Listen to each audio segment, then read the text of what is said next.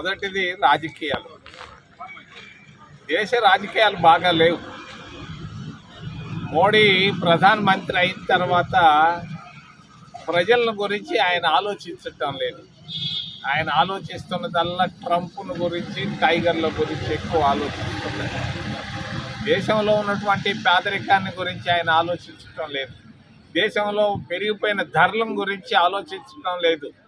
దేశంలో పెరిగిపోయిన ట్యాక్సుల గురించి ఆలోచించటం లేదు. దేశంలో పేదరికాన్ని గురించి అసలే ఆలోచించటం లేదు. ఆయన ఆలోచిస్తుంది ఏంటంటే దినానికి 4 సార్లు గుడ్డలు మార్చుకోవడానికి గురించి ఆలోచిస్తున్నారు. దేశ పరిస్థితులు అధ్వానంగా ఉన్నాయి. నిరుపేదలు, నిరుద్యోగులు కన్నీటితో ఉన్నారు ఈరోజు. ఇది దేశ పరిస్థితి. రాష్ట్ర పరిస్థితి వస్తే మన చంద్రబాబు నాయుడు మరి రాగానే నేను ఏదో ఆలోచించాను, ఈయనేదో చేస్తాడు చెందుతాడు అని చెప్పిన మాట ఒక్కటి వాగ్దానం చేశాడు. ఒక్క మాట పైన నిలబడలేం. ఆడవాళ్ళకి ఆర్టీసీ బస్సులు ఇస్తానన్నాడు, ఉచితంగా ఆగిపోయింది. రైతు బంధు ఇస్తా అన్నాడు, ఆగిపోయింది. ప్రతి మహిళకు, ఇంట్లో ఉన్న ప్రతి మహిళకి 1500 రూపాయలు లెక్కన ఇస్తా అన్నాడు. ఈ పాటికి 15,000 రూపాయలు ఇచ్చి ఉండాలి ప్రతి మహిళకి, కానీ ఇచ్చింది 0. మరి అబద్ధాలు చెప్పుకుంటూ పోతున్నాడు. మన గంగాధర్ నెల్లూరుకు వచ్చాడు, ఏం చేసిపోయాడు? పెన్షన్లు ఇచ్చాడు. ఎక్కడి నుంచి వస్తూ ఉంది పెన్షన్లకు డబ్బు?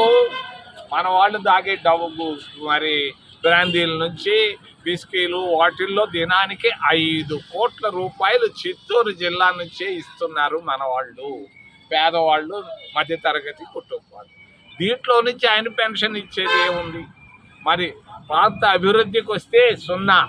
చిత్తూరు జిల్లా మరి 20 సంవత్సరాల నాడు, 10 సంవత్సరాల నాడు ఎలా ఉందో చిత్తూరు జిల్లా అదే విధంగా ఉంది. ఇది బాగా వెనకబడిపోయినటువంటి ప్రాంతం గంగాధర్ నెల్లూరు. ఎస్సీలు ఒక్కరికి మేలు జరగలేదు గత 5-10 సంవత్సరాల్లో. మరి ఓబీసీల పరిస్థితి కూడా చాలా అధ్వానంగా ఉంది. నేను ఖండిస్తున్నాను చంద్రబాబు నాయుడు వైఖరిని.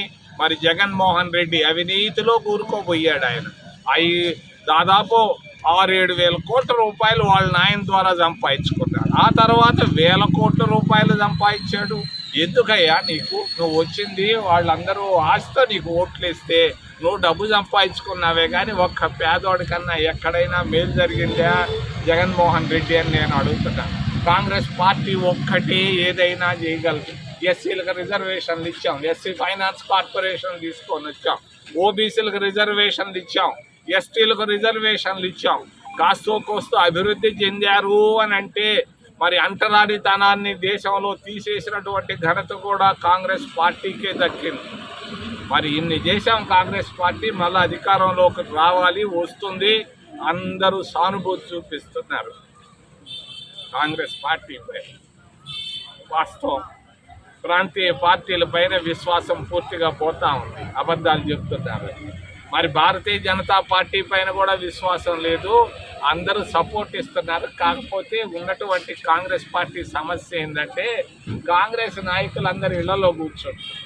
ఇది జరుగుతున్నటువంటి విషయం. ఖచ్చితంగా కాంగ్రెస్ పార్టీ రేపు రాబోయేటువంటి జనరల్ ఎలక్షన్లో మేము గెలుస్తాం. గెలిచి ప్రభుత్వాన్ని ఏర్పాటు చేసి పేద ప్రజలందరినీ ఆదుకుంటాం. ఏమైనా ప్రశ్నలు ఉంటే అడగమని మిమ్మల్ని చేతులెత్తి ప్రార్థిస్తున్నాం.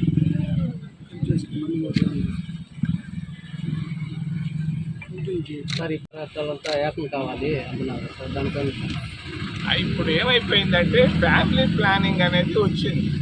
ఈ ఫ్యామిలీ ప్లానింగ్ వచ్చిన తర్వాత ఒకప్పుడు 4-5 బిడ్డలు కనేవాళ్ళు. ముఖ్యంగా తమిళనాడు, ఆంధ్రప్రదేశ్ రాష్ట్రాల్లో ఒక్కొక్కరు 1 బిడ్డకే, 2 బిడ్డలకే పరిమితం అయ్యారు. దీనివల్ల జనాభా తగ్గిపోయింది ఆంధ్రాలోనూ, తమిళనాడులో. ఉత్తరప్రదేశ్ రాష్ట్రంలో వాళ్ళు 5-6 కన్నారు ఒక్కొక్కరు. వాళ్ళ జనాభా పెరిగిపోయింది. రేపు రాబోయేటువంటి డీలిమిటేషన్లో కానీ, సెన్సస్లో కానీ మరి జనాభా అంతా ఆ పక్క చూపిస్తున్నారే కానీ ఈ పక్క రావటం లేదు. ఇప్పుడు ఉన్నటువంటి సీట్లు తగ్గిపోతూ ఉన్నాయి. అందుకనే ఆయన స్టాలిన్ అంటున్న విషయం కరెక్టే, దాన్ని నేను సమర్థిస్తున్నాను.